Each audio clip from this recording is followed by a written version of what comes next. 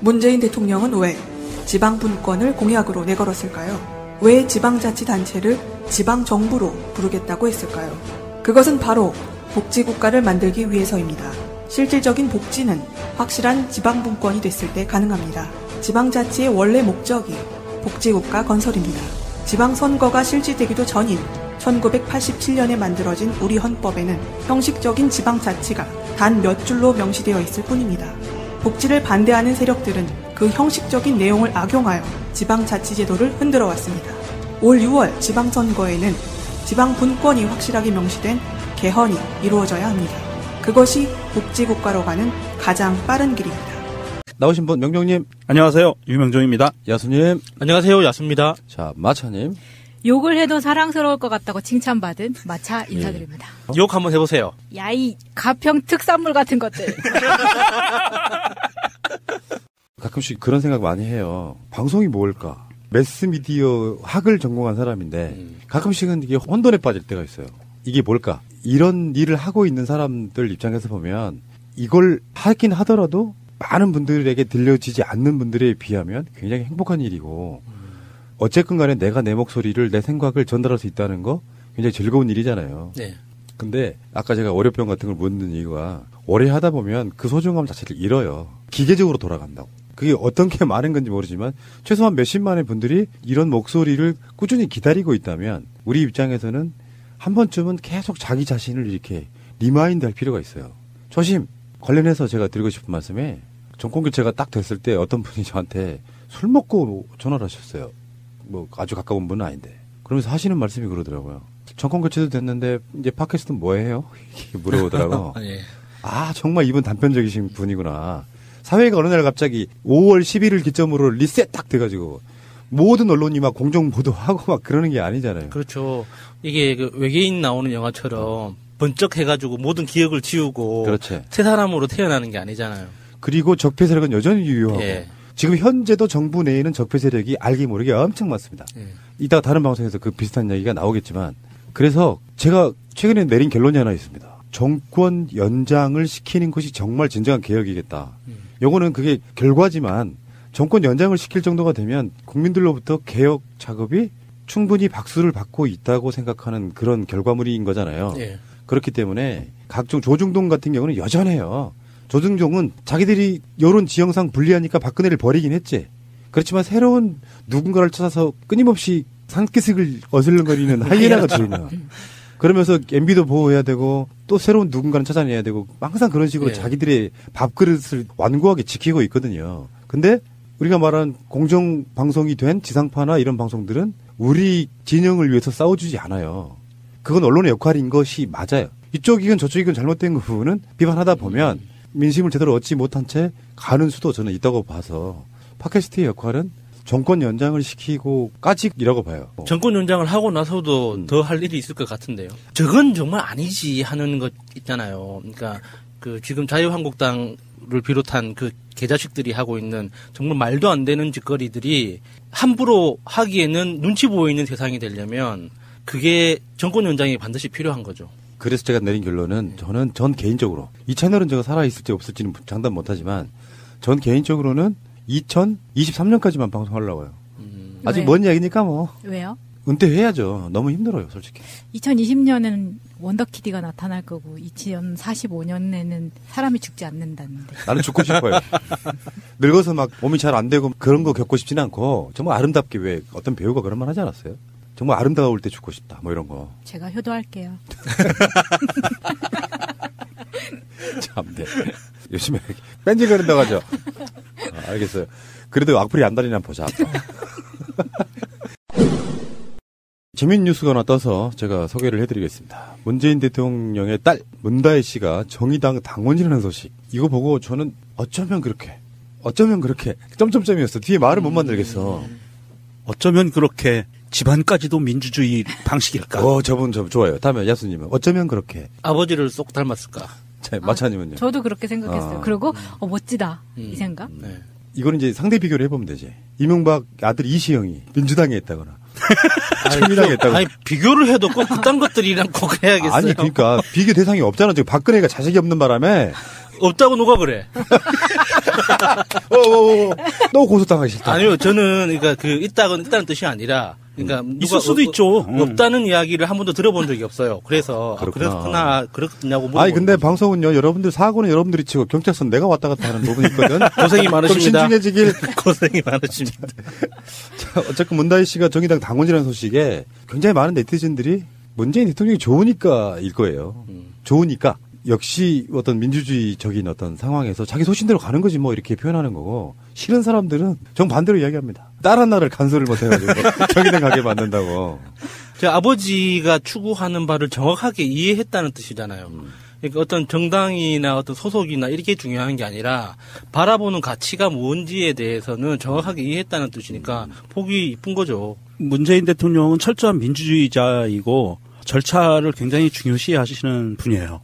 그런 분이 자녀 교육을 제대로 시켰다는 거고요. 다혜 씨도 아버지를 닮아서 집안 분위기 자체도 이건 민주주의 방식으로 굴러가는 것이다. 그래서 개인의 정치적 신념과 사상에 대해서 아버지와 달라도 전혀 이상하지 않은 집안이다. 저는 굉장히 좋게 받아들였고요. 이건 이제 가족 간의 협치 같은 건데. 협치. 이런 게 있단 말이에요. 문다혜 씨 자체가 그런 방식으로 다른 정당에 들어가 있다는 것 자체. 지금 마찬가지 지금의 유시민 장관이 정의당에 있는 것처럼. 근데 예전에 뭐 민주노동당이네 뭐네 해서 서로가 결이 다른 건 맞지만 달라요. 약간 다른 건 맞는데 같이 해온 민주주의와 싸워온 뿌리는 같은 거라고 생각이 들거든요. 그렇죠. 근데 현실적으로 그거를 정권 교체해서 개혁할 거냐와 진보 아젠다를 좀 더 일찍 끌고 가는 진보 정당으로 할 거냐 이런 차이인데요. 근데 이제 이 문다혜 씨가 주는 상징성은 이런 거라고 봐요. 그게 알려졌어. 정의당원들 입장이건 민주당원들 입장이건 간에 함부로 대하기가 힘들어지는 거지 서로가. 나 이런 가치에서는 문다혜 씨가 문재인 대통령과 정치적 소신이 달라서 그런 게 아니고 이런 확장성의 상징을 저는 가지고 있다고 생각해요. 어떤 소신이든 간에. 이런 것들이 사회적으로 주는 메시지는 일베류 분들은 뭐 비난하실 분들도 있죠. 아까 말한 그런 논리로. 그것들이야 뭐. 그런 면에서 보면 그 문다혜 씨나 문재인 대통령이 의도했건 안 했건 간에 굉장히 성숙한 또는 생각이 깊은 거라고 보는 거죠. 사실 이 부분에 대해서 영화 1987을 정의당 이정미 대표가 정의당원들이 이제 단체 관람하는 와중에 문다혜 씨가 가기 그 자리에 참석을 한 거고요. 이 부분에 대해서 청와대 측에서는 이런 반응이 나왔습니다. 문다혜 씨가 정의당의 평당원으로 활동하고 있는 것은 사실이다. 라는 반응이 나왔고요. 문재인 대통령 반응은 이렇습니다.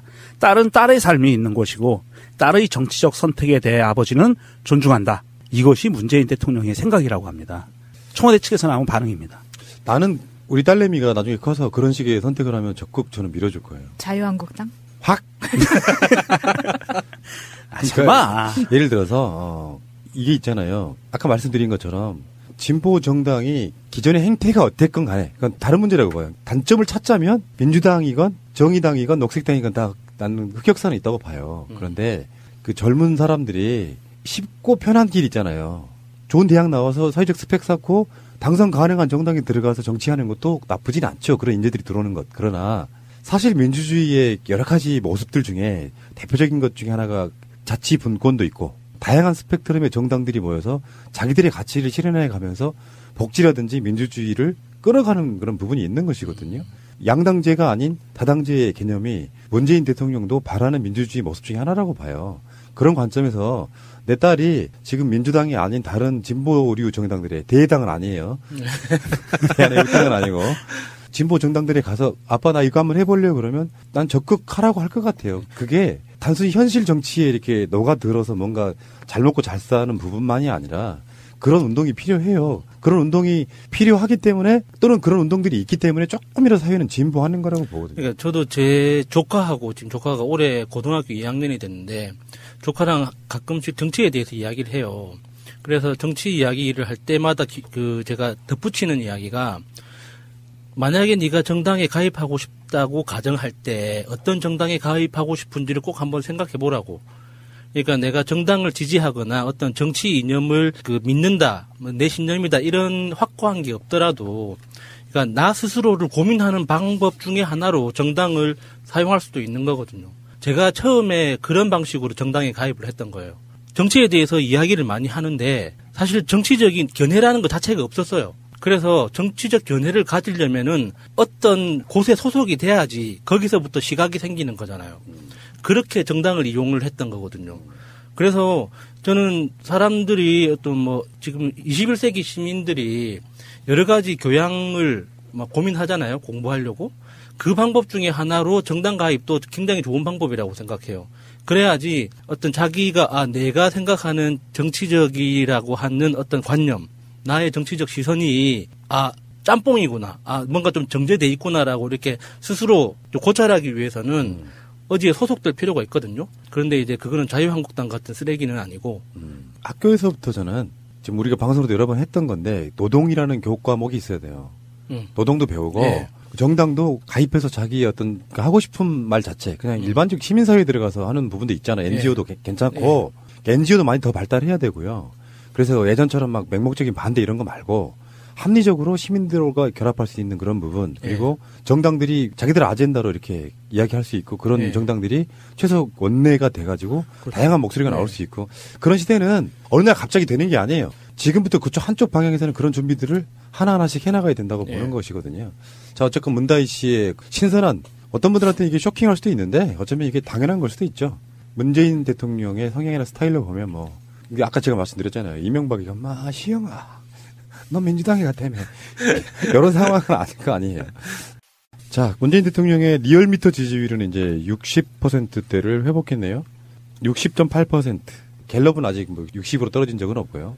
지난주 64 정도 나왔죠? 리얼미터도 사실 직전 여론조사가 4일 전에 있었는데요. 그 3일 텀으로 했는데 그 직전 여론조사가 59.8%였어요. 진짜 그 얘기 하려고 그러는 거야. 그게 뭐라고? 그러니까 숫자가 60이나 70이나 그게 뭐라고? 사실은 다시 한번 말씀드리겠습니다. 문재인 대통령 지지율 떨어졌다 그러니까 네티즌들이 유수 선진국들의 대통령 수상들의 지지율을 올리고 있거든요. 최고치야. 그러니까 사실은 정상적인 민주국가라면 문재인 대통령의 당선 득표율이 40%밖에 안 돼요. 그런데 정상적인 국가에서 어떻게 가냐면 김민석 원장의 표현이에요. 여론조사 지지율로 매일 투표하는 효과를 낳는다. 청와대는 신경 안 쓸 수가 없는데 이 상황에서 대통령이 갖는 그 지지율의 의미를 너무 과대 해석하고 우리는 이제 초반에는 컨벤션 효과나 이런 게 있어가지고 좋아 막 85% 90% 좋았는데 정말 간단히 말하면요. 어떤 이슈가 아젠다가 있어가지고 딱 50을 기준으로 해서 왜 IQ 저번에 말했잖아요. 100 기준으로 해서 100 정도가 평균 그렇게 만들어진 거라고. 지지율은 50%를 딱 평균으로 해가지고 좋은 아젠다가 나오고 정부가 잘하면 52, 3% 그리고 좀 못하면 40 몇 프로. 그래가지고 탄핵당할 정도가 되면 트럼프처럼 20대 10대로 내려가는 거거든요. 그러니까 50을 기준으로 오르락내리락 하는 게 정상이라고요. 이건 조정기를 거치고 있고 선거가 다가오고 있고 느지 발정제 홍준표 같은 애들 못 찍겠네 하던 사람들이 아이고 그래도 우리나라 잘 돼야 될 텐데라고 문재인 대통령을 지지하고 있던 사람들이 북한 이슈가 튀어나오니까 또 선동당해가지고 빠지고 있단 말이에요. 그래서 지금 부정평가가 34.6 나왔다 그러는데 이건 정상이에요. 아주 정상인 거죠. 박근혜 극렬 지지자와 그리고 박근혜 극렬 지지는 아니지만 난 보수야. 난 북한 싫어. 하시는 분들 포함해도 34.6밖에 안 나옵니다. 예전에 왜 그런 거 기억나십니까? 박근혜 지지율이 아무리 못해도 30% 밑으로 안 빠지던 시절이 있었어. 네, 그 콘크리트 지지층이라고. 그 정도 지지율밖에 안 나오는 거라서 이건 원래 돌아갈 표라고 생각해요. 문재인 대통령 지지율이 60%대가 아까 제가 말씀드린 것처럼 그게 뭐라고 60이 넘었네 60이 못 됐네 이렇게 너무 이렇게 간당간당한 이런 표현 써가면서 자극적으로 클릭수 유도하시는 새끼들 개새끼들이에요. 그러니까 언론이 59.8%라는 거를 가지고 50%대로 떨어졌다고 이제 정말 과대 포장을 했잖아요. 근데 저는 그것보다 언론은 원래 그러려니 하는 새끼들이라고 이제 막 그렇게 치부할 수 있지만 이제 문재인 대통령을 지지한다고 스스로 표방하는 사람들이 다른 지지자들한테 요구하는 거죠. 너는 왜 나만큼 좋아하지 않는 거야? 너는 왜 나만큼 지지하지 않는 거야? 라고 하면서 서로 비난을 하는 사람들이 있더라고요. 지지율 때문에 그 과대 포장해서 방송하는 언론보다 저는 그분들을 보면 더 마음을 졸였거든요. 왜 저럴까? 본인들이 더 불안해하고 그렇기 때문 아니에요? 그냥 그 자기가 흔들리지 않으면 되는 거잖아요. 그래서 사람들이 오해하는 사람들 만나면 조금 더 피곤하더라도 열심히 설명해주고 토론해주고 그래서 그 이야기 들어주고 하면 되는데 안심을 지켜야 돼. 예. 근데 자기 스스로 확신이 없어서 그런지 모르겠지만 그 왜 나만큼 너는 문재인을 사랑하지 않는가를 가지고 서로 싸우는 모습들을 보면서 이게 좀 많이 안타깝더라고요. 저는 그 문재인 대통령 지지율에 대해서는 나름대로 신념이 있습니다. 그러니까 어떤 신념이냐면 어떤 패턴이 있잖아요. 정형화된 패턴. 정권이 들어섰고 개혁해 줄 거야. 근데 어떤 여러 가지 이슈로 지지율이 쭉 빠지면서 집권 2, 3년 차부터 논란에 휩쓸리기 시작하다가 결국엔 하고 싶었던 거 3분의 1이나 뭐 4분의 1도 못하고 한 나머지 4년 차, 5년 차를 레임덕에 시달리다 끝나는 그런 패턴을 우리가 봤단 말이에요. 네. 그게 노무현 대통령 때고 네. 김대중 대통령 때 그랬단 말이에요. 그런 면에서 가장 주의할 것은 측근과 친인척들의 비리 같은 게 빼도 박도 못하는 게 튀어나오는 것만 잘 막을 수 있다면 우리들 입장에서는 이런 거 있잖아요. 가끔씩 그런 비난을 받기는 해요. 비판을. 어떤 이슈가 있었고 문재인 정부의 뭐 사드, 한일 위안부 합의 뭐 이런 것들 몇 가지 마음에 안 들어 하시는 진보 쪽 계열의 분들이 우리 욕할 때가 있거든요. 네. 근데 그렇게 해서 지지율을 막 비판해가지고 지지율을 우리가 더 빼면 뭘 할 수 있는데. 그러니까 최소한 문재인 정부를 비판할 런 이미 조중동에 하고 있어. 처음부터 했어.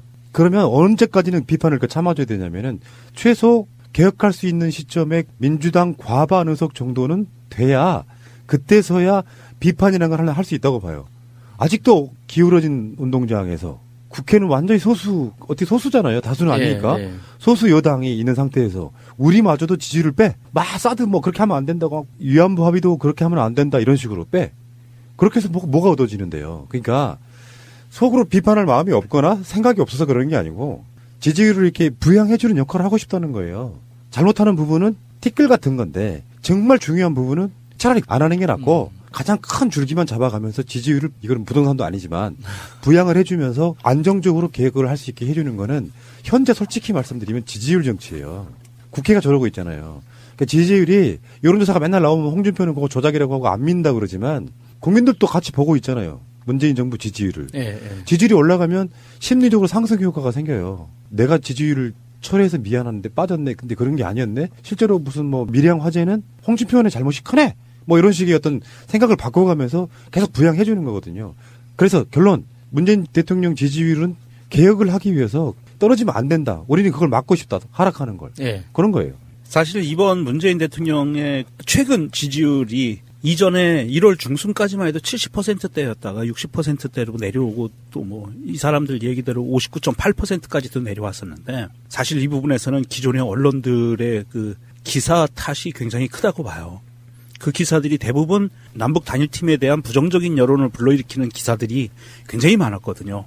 현송월 단장을 비롯해서 뭐 과잉 의전이라느니 이런 식으로 해서 약간 부정적인 의견을 지속적으로 언론사들이 뱉었어요. 거기에 야당들도 가세를 해서 연일 맹공을 퍼부었죠. 이런 상황이었고요. 거기에 더 하나 이 가상화폐 문제, 그 규제에 대한 문제에 의해서 실제로 가상화폐를 보유하고 계신 분들이 지지를 철회하는 모습들이 아마도 좀 잡혔을 거예요. 그런 부분들이 해서 많게는 10% 이상 빠진 거고요. 토탈. 그 정도 빠진 거라고 보는데 빠졌는데도 불구하고 바로 한 일주일 차이로 다시 상승세로 돌아섰다는 이 추세를 보면 이게 전체적인 그래프를 보면 그렇습니다. 70% 쪽으로 쭉 가다가 살짝 내려앉다가 다시 올라가거든요. 올라가는 추세라고 봤을 때 이 부분은 지지율이 그렇게 이전처럼 야당과 언론의 집중적인 공세에 의해서 무너질 만큼 이렇게 좀 허술한 지지율은 아닌 것 같다는 느낌을 받게 됩니다. 지지하시는 분들이 이미 이제 확인했잖아요. 문재인 스타일이 어떤 건지. 그 껌껌이 반응하지 않아도 된다는 어떤 어느 정도의 신뢰가 생겼다고 봐요. 그래서 그 우리가 걱정하는 것처럼 그렇게 뭐 급격하게 떨어지거나 하는 일은 없을 거라고 봅니다. 다만 이 내부에서 서로 총질하고 서로 비난하고 그런 일만 없다면은 그거 중요하죠. 그거 중요해요. 국민이 정부나 정당에 실망하는 것 중에 대표적인 것 중에 하나가 논란이 많아지는 거예요. 근데 예를 들어서 조금 마음에 안 들더라도 비트코인이나 뭐네 마음에 안 들더라도 우리가 갈 길 간다 우직하게 쭉 가면 거기에 흔들리지 않는데 여기에 이제 막 예를 들어서 민주당에서 이제 서로 총질하는 사람들 나오기 시작하고 서로 막 논란 그렇게 되기 시작하면 진짜로 망하는 지름길이거든요. 민주당은 약간 좀 정권의 나팔수라는 느낌이 들 정도 저쪽에서 보기에는 그런 정도로 계속 단일 대우로 싸워줘야 돼요. 그렇죠. 그리고 패러다임이 바뀌어야 돼요. 그래서 문재인 정부가 집권 2년 차부터 뭔가 좀 지지율이 빠져가지고 하는 일이 힘들어지게 되면 누가 좋은데 라를 생각해야 된다는 거죠. 있잖아요. 문재인 대통령의 지지율과 정당 지지율이 있는 것처럼 예를 들면 진보 정당 분들도 문재인 대통령 잘하고 있다고 느끼는 분들이 포함돼가지고 60% 지지율로 나오는 거 아니겠습니까? 예. 머릿속에 있는 그 비판병이라고 그랬는데 비판을 위한 비판병. 예. 못하면 무조건 비판을 해야 된다고 생각하는 것도 고정관념을 버려야 된다고 생각해요. 우리 지형은 그렇게 할 수 있는 게 아니다. 그 김갑수 형님이 방송에 나와 출연해서 한번 말씀하셨잖아요. 문재인이라는 사람은 대상이 아니라고, 나 자신이라고 생각해야 되는 거라고. 그러니까 문재인 정권이 성공해야 된다가 아니라 내 삶을 살리고 내가 성공하기 위해서 문재인 정권이 잘 돼야지, 단순히 뭐 그 적폐를 청산하고 박근혜를 처단하고 이명박을 처벌하기 위해서 뭐 문재인 정권이 어떻게 돼야 된다, 이런 거는 굉장히 어리석은 생각이라고 했잖아요. 그러니까 나를 위해서 그렇게 문재인 정부가 추진하는 여러 가지 정책들이 계속 진행이 돼야 되고 더 나아가서 연장돼야 되는 거죠. 그런 게. 어쨌든 지지율의 일희일비는 하지 않겠지만 지지율을 떨어지지 않게끔 방어하는 것도 중요하다고 예. 생각해요. 맹목적일 수는 없어요. 문재인 대통령 지지율이 빠지기 시작하니까 문재인 대통령을 비판하는 이쪽 분들을 우리가 때리기보다는 이분들을 좀 모른 채 하더라도 지지율은 좀 봐줘주고 갔으면 좋겠다. 이런 개념이에요.